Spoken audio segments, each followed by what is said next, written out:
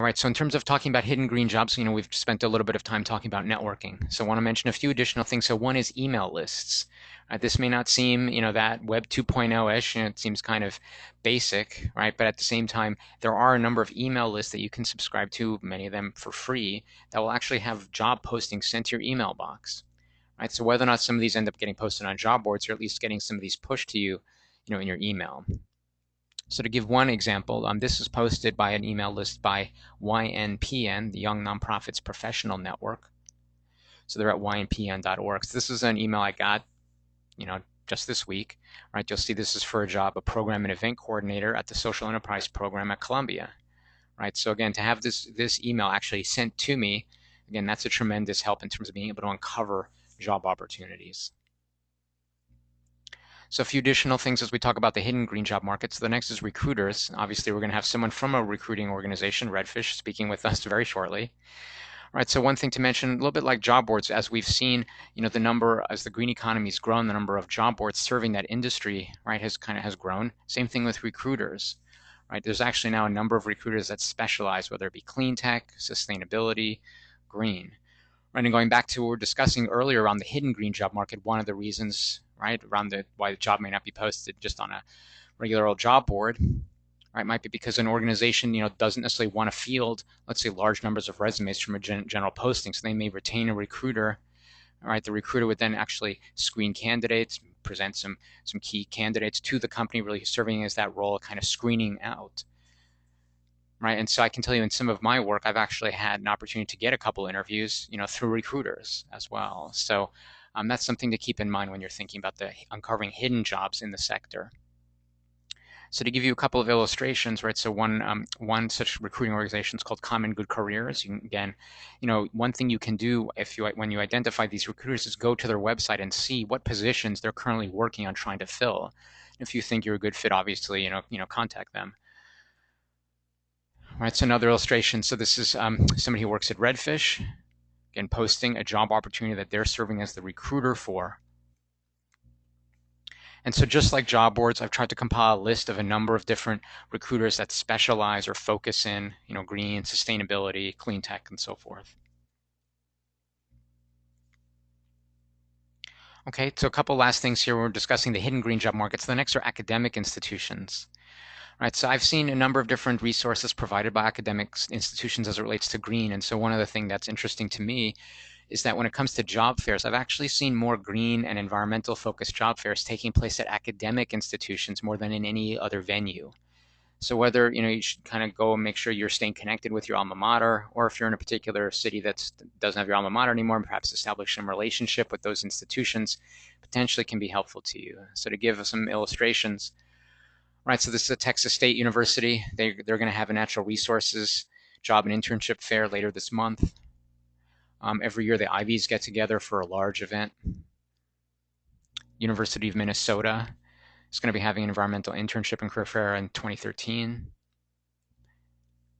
Right, and the University of Illinois is going to have a job fair focusing on civil and environmental engineering. So those were just a couple of examples, but there are things like this that take place at a number of different academic institutions. And whether or not you can actually attend particular fair, one thing also you might want to do is, if you can't make an event, to see, kind of who participated, right? So again, if we're trying to uncover who may have jobs, if we actually can, identify some of these job fairs, see which companies were participating, again, that can help us out, whether or not they're posting jobs on job boards. If they're at a job fair, clearly we know they're hiring. So again, finding ways to uncover companies that may be in a hiring mode.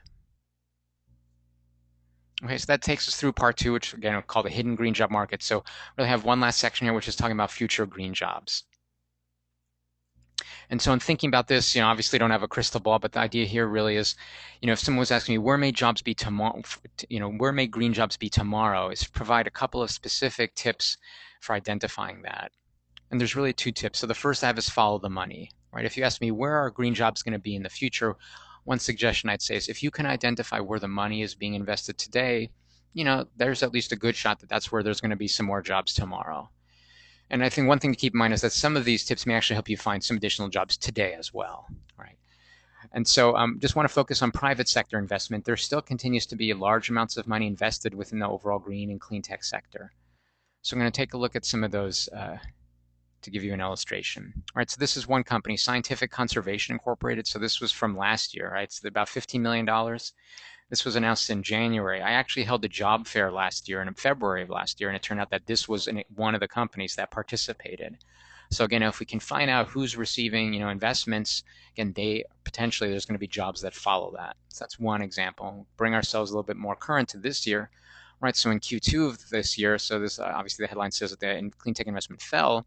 Okay, well, at the same time it fell, it still fell. It's such a pretty big number. That's $1.6 billion, right? So that's over $1.5 billion of risk capital being deployed in enterprises, that investors think are going to grow and provide them a return. So that's a lot of money. So in terms of where did some of this money go? Let's just take a look at one example. All right, so this is Column Technologies. So they got over $47 million. So they're involved on the transportation, green transportation in terms of electric vehicle charging stations. So if I was a job seeker and I saw this announcement, a particular company in an area that I was interested in got over $47 million, I would certainly want to keep this company on my radar in terms of checking out the job section of their website, both, that today, as well as keeping an eye on them over time. All right, so to give even some more recent examples, this is just obviously in the past week, a company involved in energy efficiency got $35 million. And so the other thing I just want to mention is besides some of these larger numbers I've been mentioning, 30 million, 40 million, so forth, is also keep in mind, in terms of when you're identifying companies that are receiving investment, is also ones that are just getting kind of relatively early round seed funding and so forth. So this is an example, RidePal. They're involved in really kind of helping when it comes to, let's say, commuter transportation for employers. Right, so they got $500,000. Right, so again, if I identify, as a job seeker, companies that are getting investment, again, want to keep an eye on them, kind of now as well as down the road in terms of where there may be job opportunities. And in terms of resources, how do you actually find where some of this investment is taking place? There are a number of websites you can turn to. I run one called Green VC at greenvc.org. There's other ones, for example, Green Tech Media, right, as well as the Clean Tech Group. So those are examples of some. All right, so I mentioned one tip is to follow the money. Then the second tip here is really to follow the startups.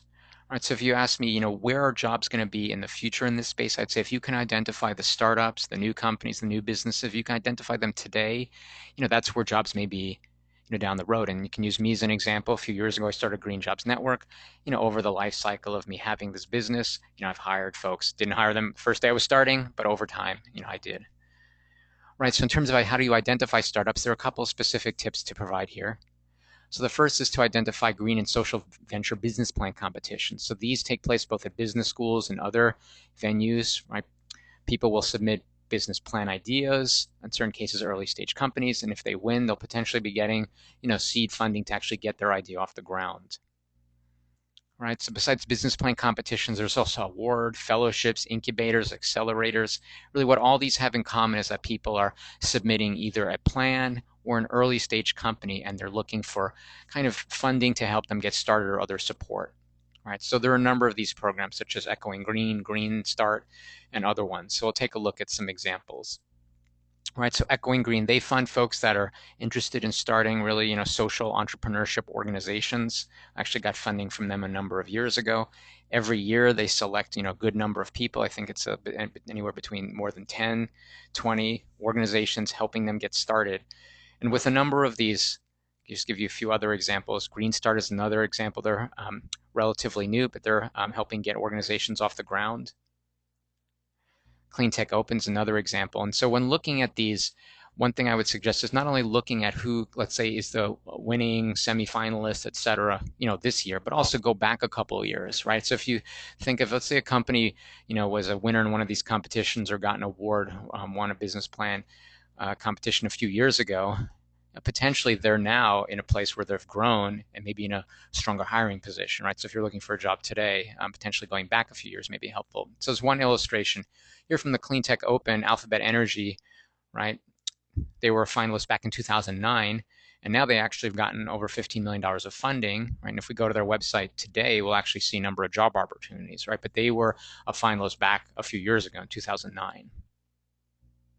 So as one other example, so the Global Social Venture Competition, again, another business plan competition. If we go back even a few years earlier from 09, 07, look, okay, who is the first place winner? Revolution Foods, right? So they're actually involved in providing kind of healthy meals in schools. So if we look today, right, how's the company, right? So they actually, if we go to their website, they actually have 70 different jobs in a variety of locations nationwide. So that's why I mentioned if following startups can be helpful in terms of identifying jobs. A startup that just got founded kind of today may not have jobs, but potentially over time, keeping an eye on these companies, they can be sources for future job opportunities. All right, so with that, I want to say thank you and obviously stay connected. My information is here on the slide on leonard@greenjobs.net. And then in terms of Q&A, we got obviously we got a large number of questions, and so we're going to do some follow-up after the webinar. I did try at least pick out some of the things that were mentioned in the questions, tried to cover them during the session itself. There's one thing also that I got that I actually put together an additional slide I want to make sure I mentioned, which was about resources for women interested in green jobs. So a couple of things I want to mention. First, that there's resource organizations for women interested in green jobs. So just giving you some examples. One is the Women's Environmental Network. That's one example. Another one is Women of Wind Energy. Right, so there's both resource organizations you can connect up with. And also there's a publication that's pretty comprehensive. It was released this year by the Department of Labor Women's Bureau. This is a free publication you can download. It has a variety of resources and information for women that are interested in sustainable careers. Okay, so with that, I want to say thank you. There's going to be a brief pause, and then I'm going to switch it over to Greg to continue this session. So again, thank you very much.